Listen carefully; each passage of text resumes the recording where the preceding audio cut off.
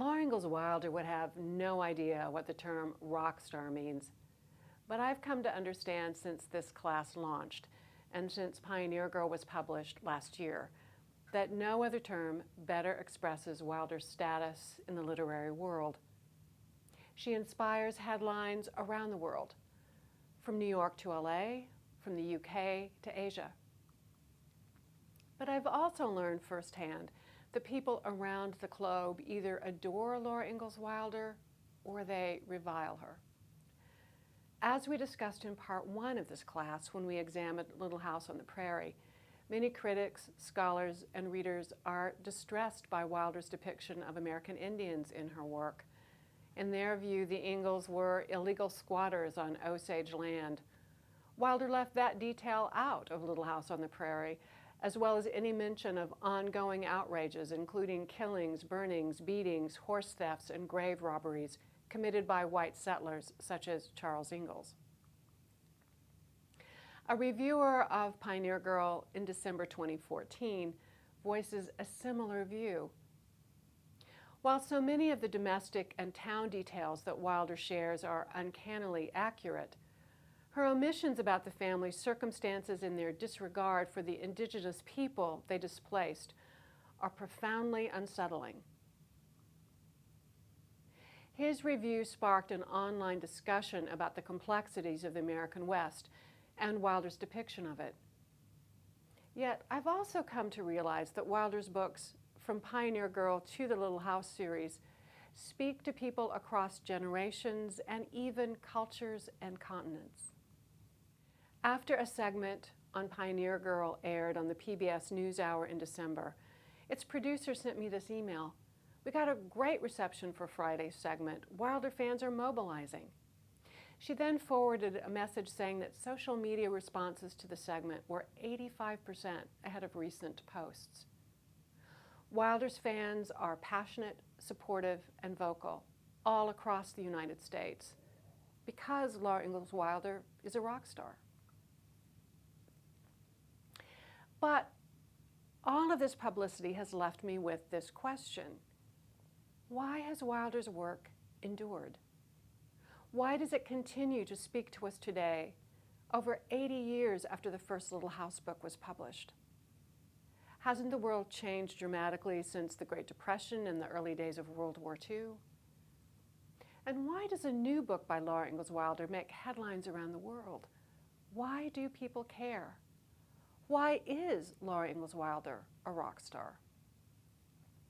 Is it because the books seem to embrace what we now call old-fashioned family values? Is it because they explore an inherently dramatic period of American history? Is it because the American West is so mythic? Or is it because the novels feel real and true? Yes, to all those questions. And yet, I also believe the answer to the question about the enduring appeal of Wilder's fiction and the interest now in Pioneer Girl begins with the fictional character of Laura Ingalls herself. In the Sewell edition, Laura follows Ma out into the cold and dark to check on a cow, and what they find is a bear. In this scene, Laura is a fearless, courageous, and caring little girl. She's not content to stay inside the house where it's warm and bright. She follows Ma into the dark and cold because Laura is also adventurous. In the Garth Williams illustration, Laura appears assertive, active, even a little rebellious. She's marching ahead into the world with her hat off, defying convention and being uniquely and completely herself. Both illustrators, in their opening illustrations of little Laura Ingalls, capture essential and unforgettable qualities about her. And these qualities are timeless, reaching out to readers across decades. The fictional Laura Ingalls is indeed fearless, strong, loyal, smart, athletic, active, and, given her historical period, unconventional, right from the start. Laura is small but strong and unafraid. Remember the Mad Dog game in Little House in the Big Woods? Then Pa growls so terribly, His hair was so wild and his eyes so fierce that it all seemed real. Mary was so frightened that she could not move. But as Pa came nearer, Laura screamed, and with a wild leap and a scramble, she went over the woodbox, dragging Mary with her. And Pa tells Laura that, "By jinks, you're as strong as a little French horse." Her strength and fearlessness set Laura apart right from the start. What's not to admire about that? But the fictional Laura Ingalls is also smart, loyal, athletic, and generous. These qualities emerge as Laura grows older and as Wilder takes readers deeper into her fictional world. In Little House on the Prairie, Laura runs to Ma's aid in the chapter Indians in the House. Laura thought of little baby Carrie and Ma shut in the house with those Indians. She said, "I'm going to help Ma." And on the banks of Plum Creek, Laura is the first to speak up on the first day of school and confront a schoolyard full of boys and girls as Mary lags behind. And in Little Town on the Prairie, Laura stands up for Carrie against Miss Wilder's unfair and insensitive behavior. There sat Mamie, refusing to take her share of punishment, and Miss Wilder did not say a word to her. Carrie was not strong enough to rock the heavy seat alone. Its movement grew less and less. At last, with all her strength, Carrie could hardly move at all. Finally, Laura can't contain herself and rushes to Carrie's aid. "Miss Wilder," she said, "if you want the seat rocked faster, I'll rock it for you." And Laura hurries down the aisle and draws on her strength as a little French horse to take Carrie's punishment on herself. And finally, there's this unforgettable scene in These Happy Golden Years when Laura overcomes her worst fears and finishes her first term as a school teacher despite Mrs. Brewster and that butcher knife.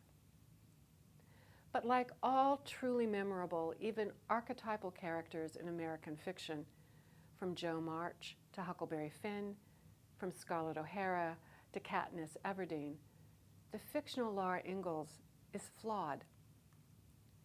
Unlike her sister Mary, Laura struggles to be good, and readers love her for these flaws. Laura is quick-tempered, willful, and sometimes unforgiving. Think about this passage from On the Banks of Plum Creek. "My goodness," Mary said, "I couldn't be as mean as that Nellie Olson." Laura thought, "I could. I could be meaner to her than she is to us, if Ma and Pa would let me."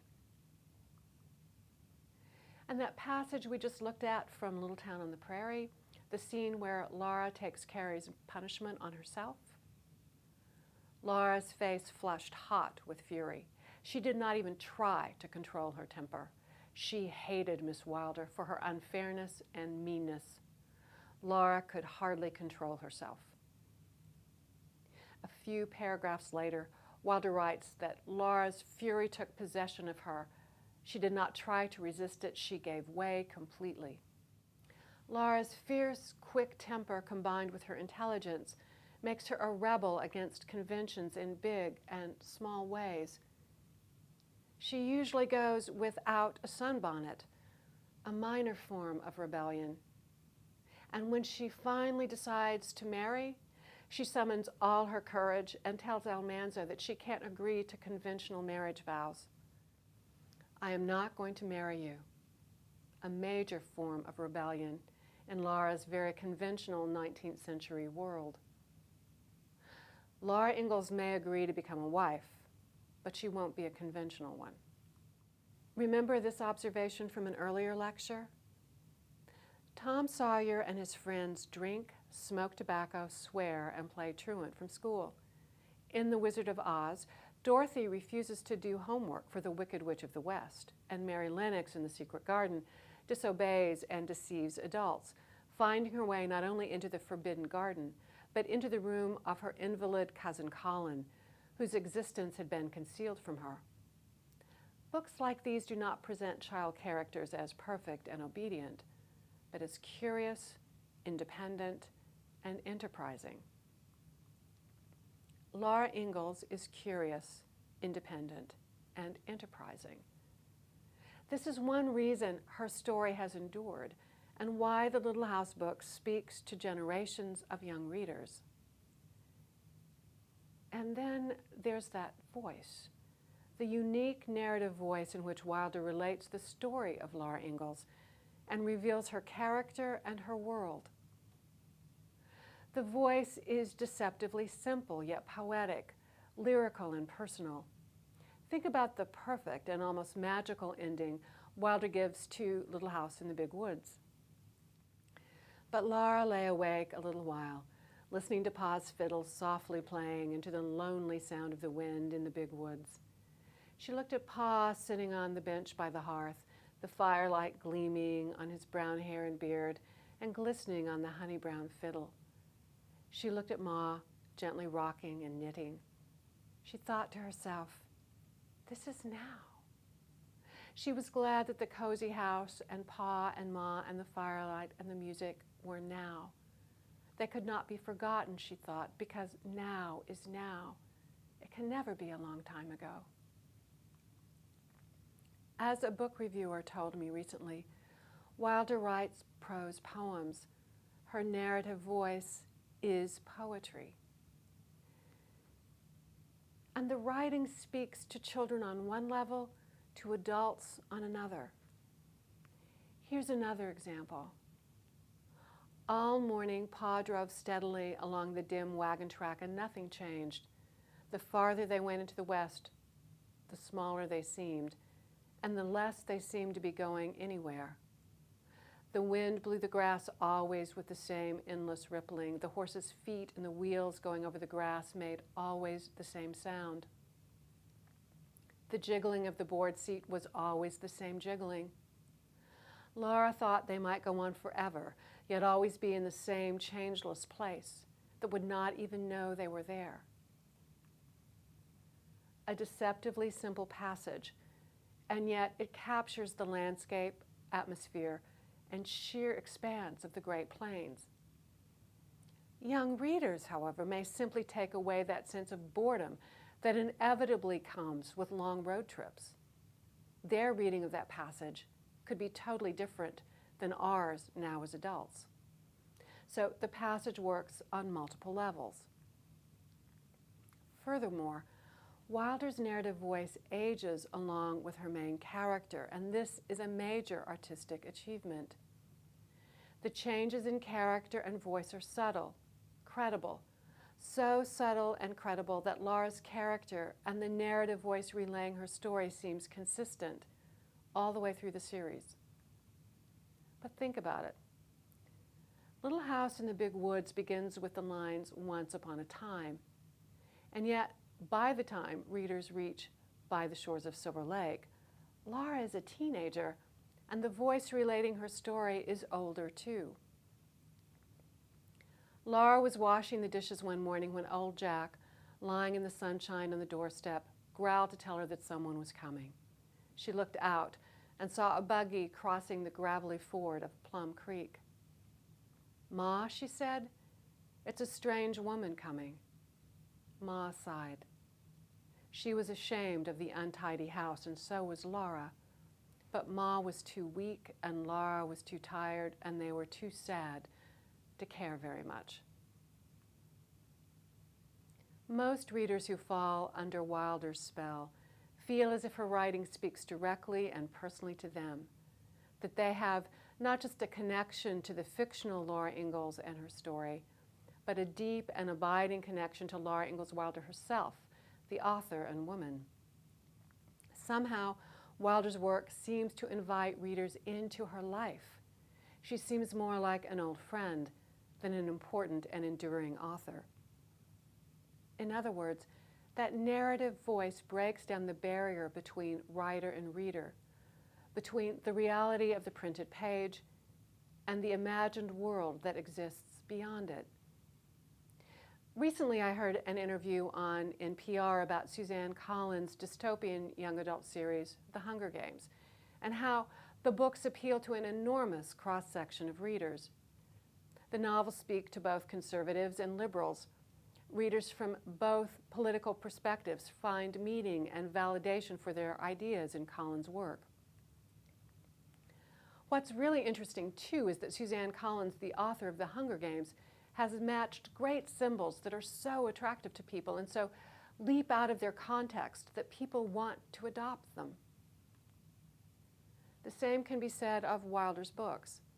She links character and story with symbols that give the Little House series a mythic, archetypal quality, something we've examined in earlier lectures.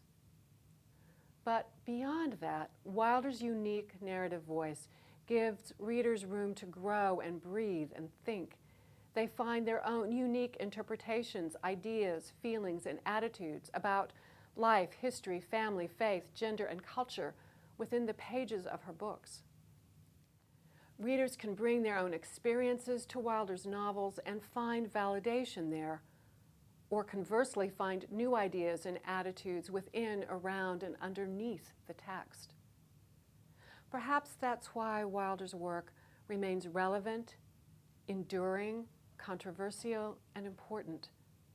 Readers can see or find themselves in Wilder's books. In By the Shores of Silver Lake, Wilder writes, "There are so many ways of seeing things and so many ways of saying them." I've used this quotation in countless presentations and frequently in this class, but it applies in this context as well. Between, around, and beneath Wilder's words on the page are spaces, depths, and breadths where readers, critics, and scholars can find countless ways of seeing things and countless ways of saying them. Laura Ingalls Wilder's books endure because of those spaces, depths, and breadths. Because of the fundamental democracy she brings to her writing, that kind of rock star subversion that allows people to find their own meaning in her characters, their voices, and stories. Thank you so much for joining me on this track through Wilder's work and her world. I've enjoyed every minute of it, and I hope you have as well. Happy reading.